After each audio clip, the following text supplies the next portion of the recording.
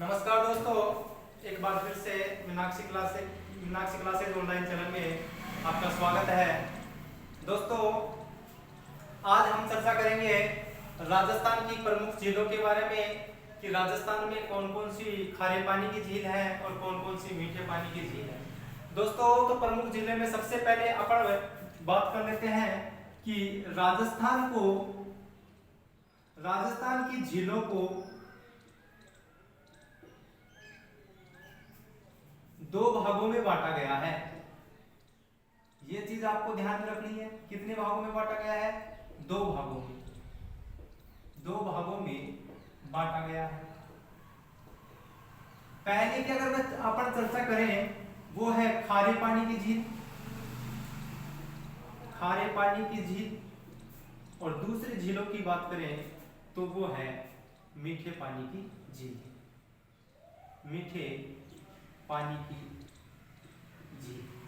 तो दोस्तों, खारे पानी की झील और मीठे पानी की झील, तो सबसे पहले हम चर्चा कर लेते हैं दोस्तों खारे पानी की झील कि राजस्थान में खारे पानी की झील कौन कौन सी है।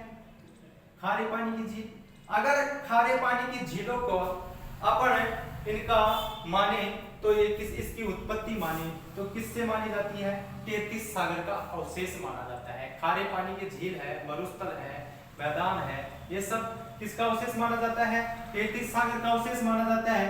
तो सबसे पहले अपन बात कर लेते हैं राजस्थान में खारे पानी की झील और उसकी कर लेते हैं हम सारी झीलों की बात कर लेते हैं एक ट्रिक्स के माध्यम से। और दोस्तों, ट्रिक है साड़ी का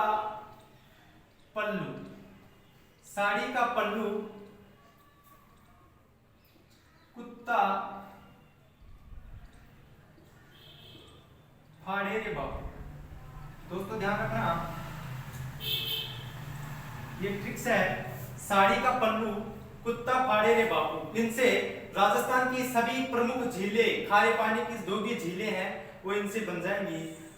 साड़ी का पल्लू कुत्ता फाड़े रे बापू, तो अपन इनसे बना लेते हैं दोस्तों। चर्चा कर लेते हैं। सा से बना लेते हैं दोस्तों सांबर, डी से बना लेते हैं दोस्तों डीडवाना। आप साथ के साथ नोट्स बनाते चलो। और का से बना लेते हैं दोस्तों काओज, पैसे बना लेते हैं पचपदरा, और लू से बना लेते हैं दोस्तों लूण करणसर। दोस्तों कू से बना लेते हैं कुचामन, और ता से बना लेते हैं दोस्तों ताल छापर।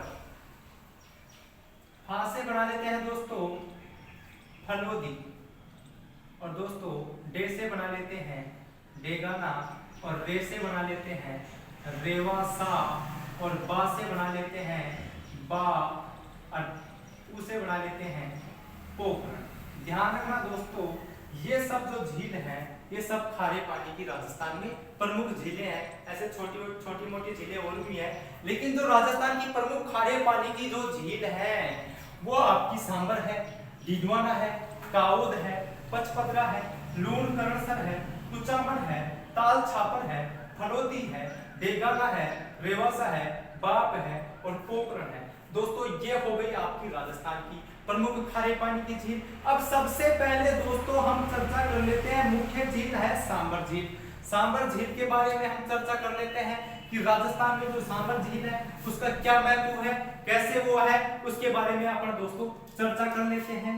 तो आप साथ के साथ नोट्स बनाते चलो दोस्तों, जिससे आपके नोट्स भी तैयार हो जाएंगे और आपकी तैयारी भी अच्छी हो जाएगी। अगर आप अपन चर्चा करते हैं आगे सांबर झील के बारे में कि सांबर झील कहां पर स्थित है, कैसे कैसे इसमें कितना नमक उत्पादित होता है। तो दोस्तों एक नंबर पे आप सभी डाल लो सांबर झील। देखिए दोस्तों, जो ये सांबर झील है ये आपकी मान लीजिए सांबर झील है, ये आपकी हो गई दोस्तों सांबर झील। अब सांबर झील हो गई, देखो ये हो गया आपका दोस्तों, जैसे मान लीजिए ये हो गया आपका जयपुर, ये हो गया आपका अजमेर, और ये हो गया आपका नागौर। ये हो गया आपका जयपुर, ये हो गया आपका अजमेर, और ये हो गया आपका नागौर। यानी सांबर झील है वो 3 जिलों में स्थित है। ध्यान रखना जयपुर, अजमेर और नागौर। अगर केवल पूर्णता की बात करें, पूरी तरह यानी पूर्णता की बात करें, तो दोस्तों पूर्णतः आपकी जयपुर में फैली हुई है। सांबर झील पूर्णतः की बात करूं तो कहां पर फैली हुई है? जयपुर में फैली हुई है। और जयपुर की भी बात करूं दोस्तों तो ये आपके फुलेरा एक जंक्शन है, रेलवे जंक्शन बहुत बड़ा, फुलेरा जंक्शन के पास में ये आपकी जो सांबर झील है ये आपकी है। मैं आगे की बात करूं, ध्यान रखना आपने इतिहास में भी पढ़ा होगा कि इस सांबर झील के किनारे दोस्तों एक शाकंभरी माता का मंदिर है। लेकिन उससे पहले हम बात कर लेते हैं कि इस सांबर झील का जो निर्माण करवाया था वो करवाया था दोस्तों वासुदेव चौहान। ध्यान रखना, वासुदेव चौहान, चौहानों का आदि पुरुष इसे कहा जाता है, वासुदेव चौहान को। और इस वासुदेव चौहान के द्वारा इसका निर्माण करवाया गया। और इस झील के आसपास के क्षेत्र को, ध्यान रखना दोस्तों, आसपास के क्षेत्र को सपादलक्स के नाम से जाना जाता है। किसके नाम से जाना जाता है? सपादलक्स। आसपास का क्षेत्र अगर बात करें तो आसपास का क्षेत्र इसका, आसपास का क्षेत्र क्या कहलाता है? सपादलक्स कहलाता है। इस चीज को आप ध्यान में रख लेना। वासुदेव चौहान ने इस झील का क्या करवाया था? निर्माण करवाया था, जो कि आपने हिस्ट्री में देख लिया होगा। और इसकी जानकारी, अगर जानकारी की बात करें, अक्सर वासुदेव चौहान ने नहीं करवाया था तो करवाया था, तो इसकी जानकारी कहाँ मिलती है? तो दोस्तों ध्यान रखना, बिजोलिया शिलालेख में। कहाँ? बिजोलिया शिलालेख। और बिजोलिया शिलालेख आपको पता है कहाँ पर है? भीलवाड़ा में। जो भीलवाड़ा का बिजोलिया शिलालेख है वहां से इसकी जानकारी मिलती है कि वासुदेव चौहान ने इस झील का यानी सांबर झील का क्या करवाया था? निर्माण करवाया था। किसने करवाया था? वासुदेव चौहान ने करवाया था। इस चीज को आप अच्छी तरह जानते हो, इतिहास में आपने पढ़ दिया होगा, सर ने बता दिया होगा। आगे की मैं चर्चा करूं दोस्तों, इस झील पर एक माता का मंदिर है। और उस माता का मंदिर कौन सी है? शाकंभरी माता। आपने खूब सुना होगा, शाकंभरी माता का जो मंदिर है वो कौन सी झील के किनारे है? आपकी सांबर झील के किनारे। इसी शाकंभरी माता को यानी देवयानी क्या कहते हैं? देवयानी क्या कहते हैं दोस्तों? देवयानी, यानी देवयानी का मतलब तीर्थों की नानी। क्या कहते हैं दोस्तों? तीर्थों की नानी। ध्यान रखना, तीर्थों की नानी पूछ ले शाकंभरी माता कहां पर? सांबर झील पर। अगर तीर्थों का मामा पूछ ले आपसे, नानी ये हो गए, मामा पूछ ले तो पुष्कर झील हो गई, और भांजा पूछ ले तीर्थों का, मचकुंड धौलपुर हो गया, जो आगे हम चर्चा करेंगे। दोस्तों ये आपकी इसी झील पर आपको ध्यान रखना एक मस्जिद है, नलियासर। क्या है? नलियासर मस्जिद है। इसी झील के किनारे पर एक मस्जिद है, और वो क्या है? एक मस्जिद है और उसका नाम क्या है? नलियासर मस्जिद है। ध्यान रखना दोस्तों, इस झील को, कौन सी झील को? सांबर झील को पर्यटन की दृष्टि से, किसकी दृष्टि से? ध्यान रखना, ये अच्छा क्वेश्चन है, कई बार पूछ लिया गया है। पर्यटन की दृष्टि से इसे किस नाम से जाना जाता है? तो ध्यान रखना दोस्तों, रामसर साइट के नाम से जाना जाता है। रामसर साइट के नाम से जाना जाता है। और कब से जाना जाता है? तो दोस्तों 1990 से इसको रामसर साइट के नाम से जाना जाता है। अब आगे की हम चर्चा कर लेते हैं कि साहब ये जो झील है राजस्थान की सबसे बड़ी खारे पानी की झील किसकी झील है? खारे पानी की झील है। राजस्थान की सबसे बड़ी खारे पानी की झील अगर दोस्तों आपसे पूछा जाए तो वो है सांबर झील। अगर उसी प्रकार आपसे यूं पूछा जाए कि भारत की सबसे बड़ी खारे पानी की झील कौन सी है, तो ध्यान रखना दोस्तों, मैं साइड में लिख देता हूं चिल्का झील। और चिल्का झील आपकी कहां पर है दोस्तों? उड़ीसा में। उड़ीसा में भारत की सबसे बड़ी खारे पानी की झील है। अगर भारत के दूसरे नंबर की खारे पानी की झील पूछे तो आपकी कौन सी जाएगी दोस्तों? सांबर झील भारत की दृष्टि से दूसरे नंबर की और राजस्थान की दृष्टि से सबसे बड़ी है। जो कि अगर आप इससे बात करें तो दोस्तों ये जो झील है राजस्थान का यानी भारत की बात करें, भारत की दृष्टि में, तो भारत की दृष्टि से राजस्थान की सांबर झील है वो 8.7% नमक उत्पादित करती है। यानी देश के कुल नमक उत्पादन का सांबर झील में 8.7% नमक का दोस्तों क्या होता है? उत्पादन होता है। अगर आपसे ये पूछ लिया जाए कि राजस्थान की सभी खारे पानी की झीलों से भारत का कुल कितना प्रतिशत नमक होता है, तो दोस्तों ध्यान रखना 12%। यानी सभी झीलों की बात करें तो 12%, और केवल आपकी सांबर झील की बात करें तो दोस्तों 8.7% नमक का क्या करती है, उत्पादन करती है। अगर मैं इसके क्षेत्रफल की बात करूं, कितने वर्ग किलोमीटर क्षेत्रफल में फैली हुई है, तो ध्यान रखना दोस्तों लगभग 5702 वर्ग किलोमीटर में क्षेत्रफल पर ये फैली हुई है, जो कि 3 से 12 किलोमीटर तो ये क्या है दोस्तों चौड़ी है। और लगभग इसका जो क्षेत्रफल आता है लंबाई के हिसाब से देखा जाए तो लगभग इसका एरिया, इस झील का जो एरिया आता है दोस्तों 32 किलोमीटर ये क्या है लंबी है।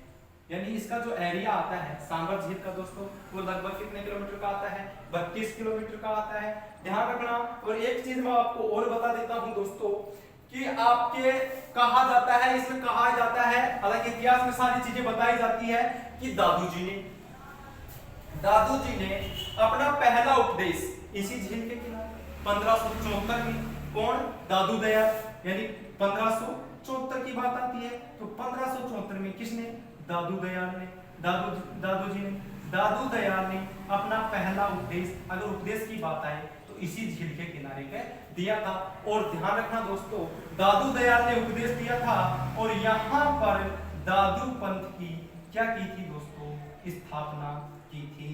दादू पंथ की क्या की थी दोस्तों, स्थापना की थी। और एक चीज इसके बारे में और बता देता हूं, आप नोट्स बनाते चलना, कि कहा जाता है कि अकबर ने हरकाबाई से वैवाहिक संबंध इसी स्थान पर किया था। कहा जाता है कि जो अकबर था और अकबर ने वैवाहिक संबंध किससे, हरकाबाई से, कहां पर किया था, तो दोस्तों ध्यान रखना सांबर झील के किनारे पर किया था।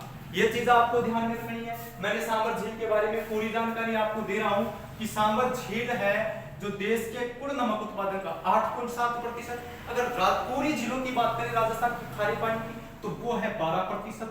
इसकी जो क्षेत्रफल है लगभग 5702 वर्ग किलोमीटर, 3 से 12 किलोमीटर चौड़ी है, 32 किलोमीटर ये लंबी है, पूर्णतः जयपुर में फैली हुई है। वासुदेव चौहान इसका निर्माण करवाया था। बिजोलिया शिलालेख भीलवाड़ा में इसकी जानकारी मिलती है। इसके आसपास के क्षेत्र को सपादक्ष कहा जाता है। यहाँ पर शाकंभरी माता का क्या है, मंदिर है, और उसको देवयानी यानी तीर्थों की नानी कहा जाता है। और यहीं पर क्या है दोस्तों, नलियासर मस्जिद है। और एक चीज और कहा जाता है कि जो ये आपकी जो सांबर झील है, यहाँ पर एक पक्षी है, कुरंजा पक्षी।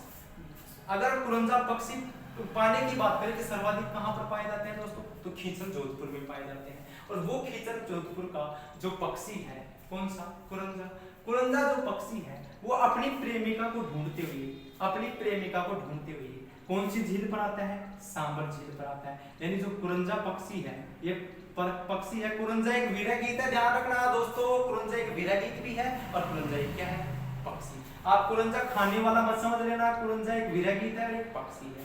तो ये कुरंजा जो पक्षी है ये अपनी प्रेमिका को ढूंढते हुए दोस्तों कहां पर आता है, सांबर झील के पास में आता है। दोस्तों एक चीज और बता देता हूं, अगर आपसे न्यू पूछ लिया जाए, ये कहा जाए कि राजस्थान की सबसे बड़ी मार्बल मंडी, क्या राजस्थान की सबसे बड़ी मार्बल मंडी पूछ ले तो दोस्तों कहां पर है, किशनगढ़। और किशनगढ़ कहां है आपका, अजमेर में। लेकिन मैं प्रश्न ये पूछ रहा हूं कि राजस्थान की सबसे बड़ी नमक मंडी, क्या राजस्थान की सबसे बड़ी नमक मंडी, तो ध्यान रखना दोस्तों राजस्थान की सबसे बड़ी नमक मंडी है वो आपकी नावा सिटी है।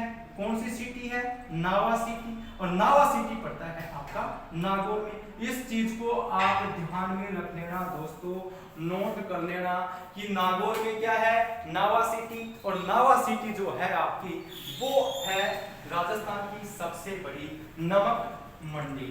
इस चीज को आप ध्यान में रख लेना।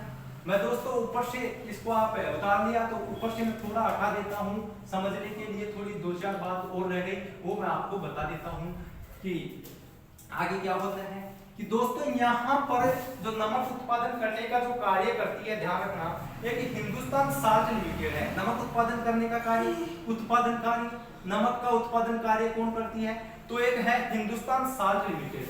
ध्यान रखना कंपनी का नाम क्या है दोस्तों, हिंदुस्तान साल्ट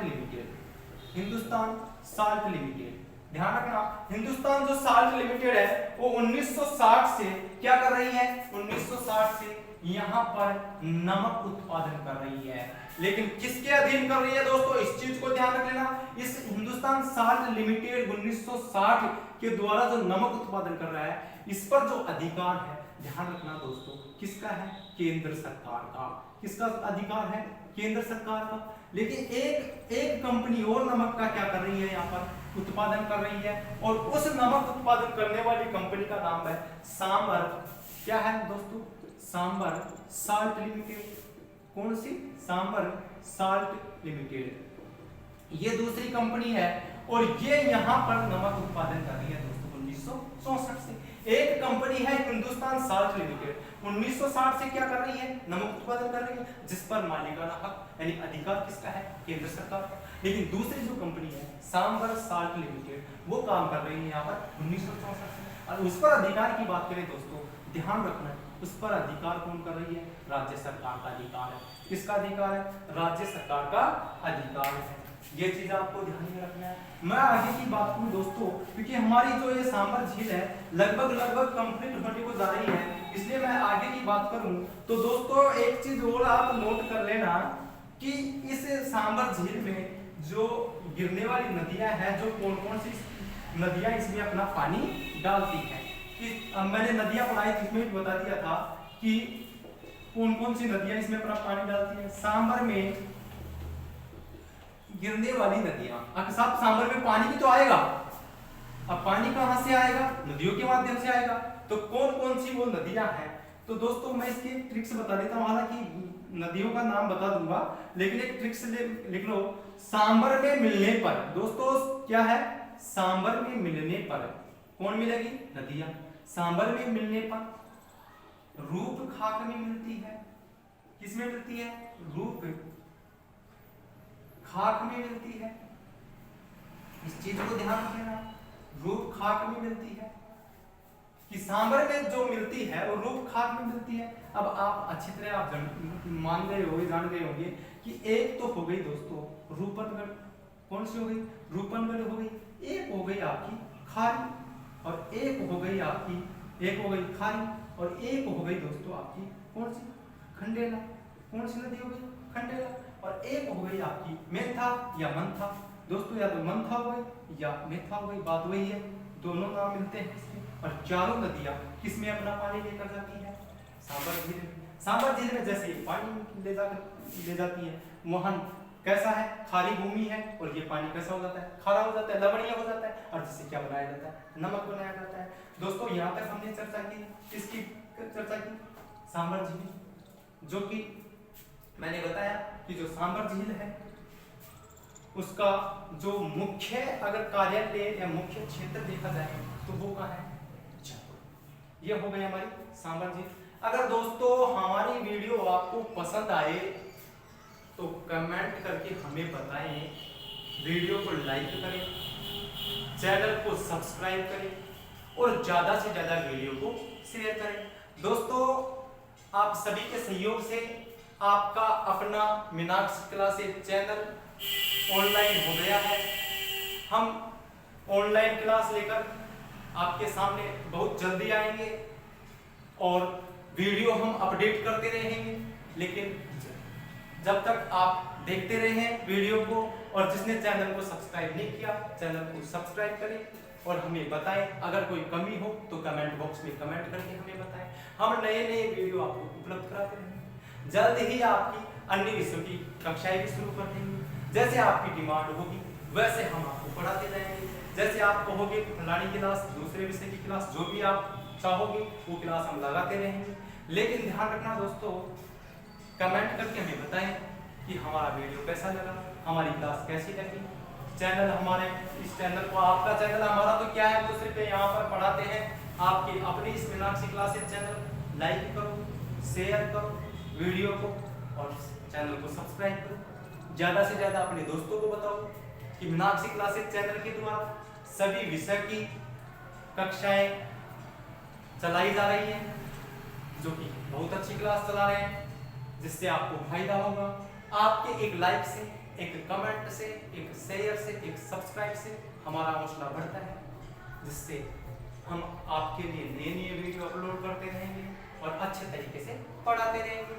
जब तक के लिए दोस्तों जय हिंद, जय भारत। आगे मिलेंगे नई कक्षा के साथ। जब तक के लिए आप पढ़ते रहिए, देखते रहिए और चैनल को